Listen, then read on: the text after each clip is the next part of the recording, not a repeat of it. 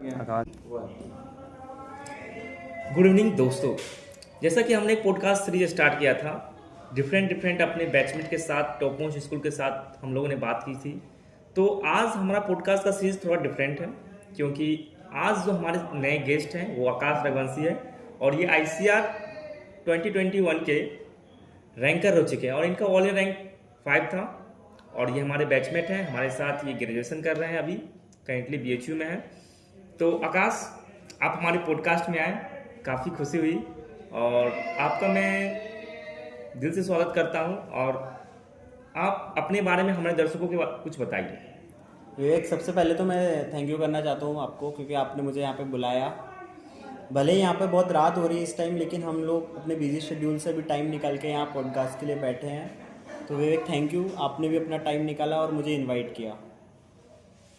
तो आप अपने बारे में कुछ ऐसा बताइए कि आपने रैंक कैसे हासिल की, क्या क्या डिफ़िकल्टीज आई, किन किन सिचुएशनों को आपने ओवरटेक किया, आप किस इंस्टीट्यूट से पढ़े थे और आप कहाँ से हैं।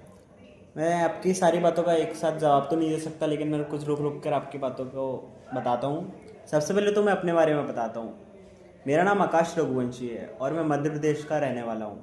अभी मैं यहाँ पे 4th ईयर में हूँ और यहाँ पर विवेक जो साइड में बैठे हैं मेरे, ये मेरे बैचमेट। तो मैंने 2021 में ICR दिया था, उसमें मेरी ऑल इंडिया रैंक 5 थी और मेरा सब्जेक्ट था PCA, फिजिक्स केमिस्ट्री एग्रीकल्चर।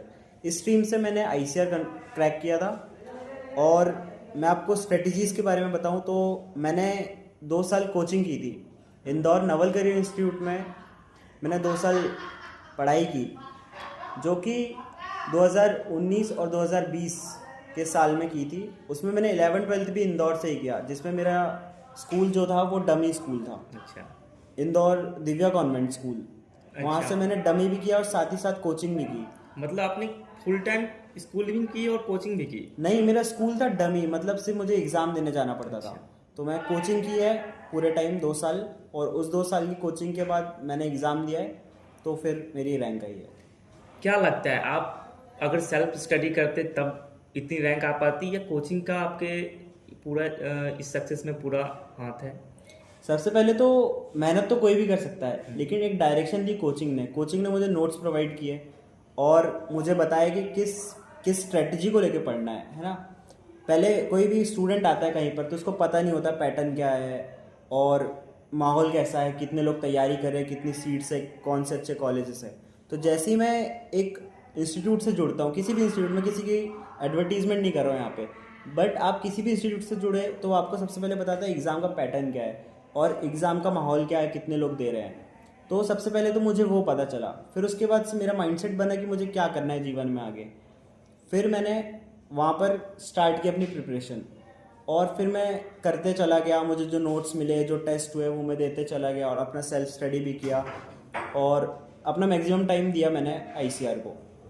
जिस दिन आपका रिजल्ट आया, आपने अपने घर वालों को बताया, अपने पेरेंट्स को बताया, अपने फ्रेंड्स को बताया, जी, उस टाइम को थोड़ा आप हमारे दर्शकों के साथ थोड़ा साझा कर सकते हैं। पहले तो मैंने जब एग्ज़ाम दिया था तो मुझे लग नहीं रहा था कि एग्ज़ाम जैसे टफ़ आया था इतना। आपने सुना होगा कि ICR में अचानक से जब मैंने दिया तो पहले ICR ही एग्ज़ाम बनाता था, फिर कुछ दिनों बाद NTA ने स्टार्ट किया एग्ज़ाम बनाना, और जब NTA ने बनाया तो NTA ने एग्ज़ाम को पूरा नीट पैटर्न में कर दिया। जैसे कि पहले MCQ आते थे, ऑब्जेक्टिव आते थे, तो ऑब्जेक्टिव डायरेक्ट होते थे कि एक क्वेश्चन है, 4 ऑप्शन है, आपको टिक करना है। अब इस बार उन्होंने reason based, assertion reason based कर दिया है और paragraph which is not true, which is may be true, उसको बहुत कॉम्प्लेक्स कर दिया है। जैसे अब केमिस्ट्री की बात करें, केमिस्ट्री का मैंने अपने सेंटर में काफ़ी लोगों से सुना है कि जो केमिस्ट्री का हमारा पेपर आया था वो एम्स 2013 से सिमिलर था बिल्कुल, इतने टफ क्वेश्चन आए थे। तो मेरा टेस्ट तो उतना सही गया नहीं था, लेकिन जब रिज़ल्ट आया तो रिज़ल्ट में सबसे पहले परसेंटाइल आया था। तो परसेंटाइल आया तो मैंने सबसे पहले परसेंटाइल चेक किया, तो परसेंटाइल में मेरा 100 परसेंटाइल आ रहा था। तो जिसमें 100 परसेंटाइल में मेरा फिजिक्स में 100 था, केमिस्ट्री में 100 था और एग्रीकल्चर में 99.86 था। गुड। तो मेरा 2 सब्जेक्ट में तो ठीक था, एक सब्जेक्ट में मुझे दिक्कत थी। तो मुझे लग रहा था कि मेरा रैंक क्या आ सकता है 100 परसेंटाइल, क्योंकि पहले परसेंटाइल सिस्टम नहीं था। ICR में जब से NTA आया है तो सबसे पहले परसेंटाइल सिस्टम चालू हुआ है ICR में। पहले तो सिर्फ नीट JEE में चलता था। फिर मुझे लोगों ने बताया कैलकुलेट करो वगैरह ये सब करो, तो उसमें मेरी रैंक मुझे लग रहा था फर्स्ट आएगी, लेकिन जब रिजल्ट आया एक्चुअली तो मेरी रैंक फिफ्थ थी। तो इससे मुझे ये पता चला कि 100 परसेंटाइल का रियल मीनिंग पता चला कि अच्छा। परसेंटाइल बहुत लोगों के आ सकते हैं सेम। सेम। तो मुझे पता चला कि मेरा 5 है, मतलब ऑलरेडी 4 लोग हैं। जो हाँ। तो जब आईसीआई की वेबसाइट पे मैंने लॉगिन किया तो मुझे पता चला कि 4 लोग एग्रीकल्चर स्ट्रीम के नहीं थे। नहीं थे। तो उस हिसाब से मैं पहला स्टूडेंट था जो जो आप एग्रीकल्चर से। एडमिशन लिया है आईसीआर में। एक क्वेश्चन मैंने पूछा कि पेरेंट्स की खुशी जो आपने इतनी बड़ी सफलता हासिल की, वो मोमेंट कैसा था? पेरेंट्स ने बहुत अप्रिशिएट किया, उनको पता नहीं था कि मैं इतना अच्छा कर सकता हूँ। मतलब उन्होंने बस मुझे एक 11-12 पढ़ने के लिए भेजा था इंदौर। अच्छा। तो क्योंकि स्कूलिंग घर पर होगी, आपके होम टाउन में होगी या बाहर होगी, सेम बात है। तो उन्होंने मुझे बाहर भेजा, लेकिन एक्सपेक्टेशन उतनी थी नहीं। उन्हें लगा कि एक नॉर्मल 11-12 पास कर लेगा, लेकिन वहाँ पे जो कोचिंग का माहौल था जो मुझे लगा था मोटिवेट किया, और लोग तैयारी कर ही रहे थे, एक रेस की तरह माहौल था कि सब लोग एक तरफ भाग रहे हैं।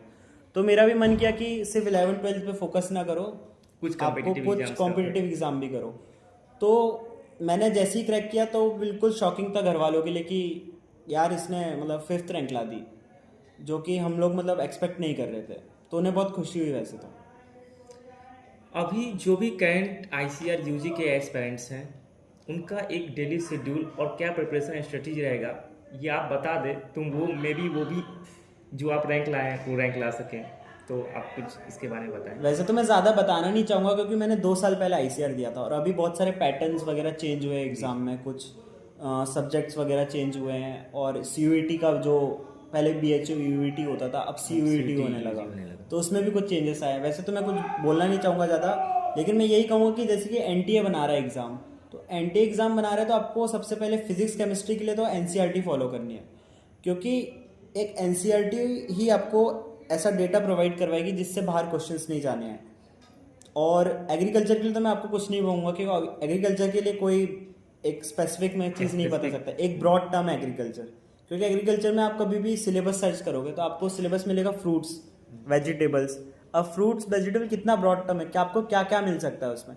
तो इसका आज तक कोई एग्रीकल्चर का कोई एक स्पेसिफिक बुक नहीं है कि जिसमें से क्वेश्चन आ सके।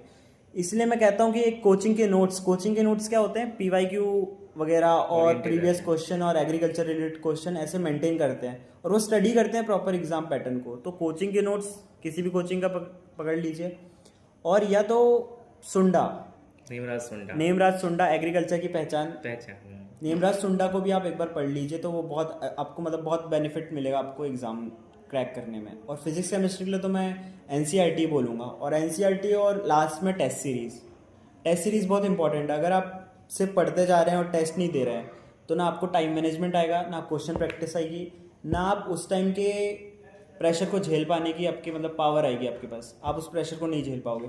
तो मॉक टेस्ट देना बहुत ज़रूरी है, और मॉक टेस्ट के साथ इवेल्युएट करना ज़रूरी है उसे कि आपकी क्या गलती हुई, आपने कहाँ माइनस मार्किंग की, आपका कौन सा सब्जेक्ट वीक है और किस में इम्प्रूवमेंट की ज़रूरत है।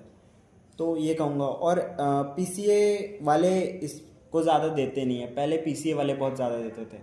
तो अभी कुछ बच्चों ने स्ट्राइक वगैरह की राजस्थान एमपी में, तो एबीसी सब्जेक्ट लाया गया। अच्छा। एबीसी ने इसको और आसान बना दिया।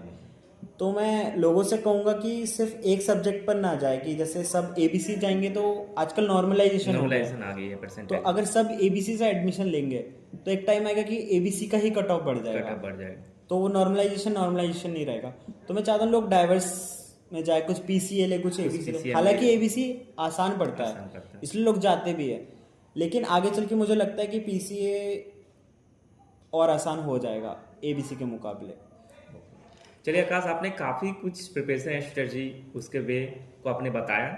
अब मैं एक चीज़ दर्शकों को ये बताना चाहूँगा कि जो आकाश हैं, इनका आईसीआर में इतना अच्छा रैंक है और ये बीएचयू में भी काफ़ी अच्छा परफॉर्म कर रहे हैं। He is multi talented. मैं इसलिए कह रहा हूँ क्योंकि ये इनका एकेडमिक के अलावा इनका स्पोर्ट्स भी काफ़ी अच्छा है। ये किसी स्पोर्ट्स में अच्छा पार्टिसिपेट किए हैं और इन्होंने साहस भी करवाया है। साहस का ये मेन कोऑर्डिनेटर थे और इनका डांसिंग भी अच्छा है। कल्चरल एक्टिविटीज़ कहे तो वहाँ भी इन्होंने अच्छा काफ़ी परफॉर्मेंसेस दी है सृष्टि में, साहस और फ्रेशर्स में, और एंकरिंग भी काफ़ी अच्छा करते हैं। तो पढ़ने के साथ साथ इनकी कोचिंग के साथ साथ अब मैं इनसे पूछना चाहूँगी कि स्कूल ने इन्हें क्या कंट्रीब्यूट किया, क्योंकि इनकी कम्युनिकेशन स्किल, इनकी अदर कल्चर और स्पोर्ट्स एक्टिविटी भी काफ़ी अच्छी है, जो इनको मल्टी टैलेंटेड के साथ साथ कॉलेज में एक अलग से इनकी पहचान दी है। तो स्कूल का कंट्रीब्यूशन क्या क्या रहा आपके लाइफ में? स्कूल का कंट्रीब्यूशन की बात करूँ तो मैं अपनी लाइफ में स्कूल को उतना मायने नहीं रखा, क्योंकि स्कूल ने कभी मुझे वो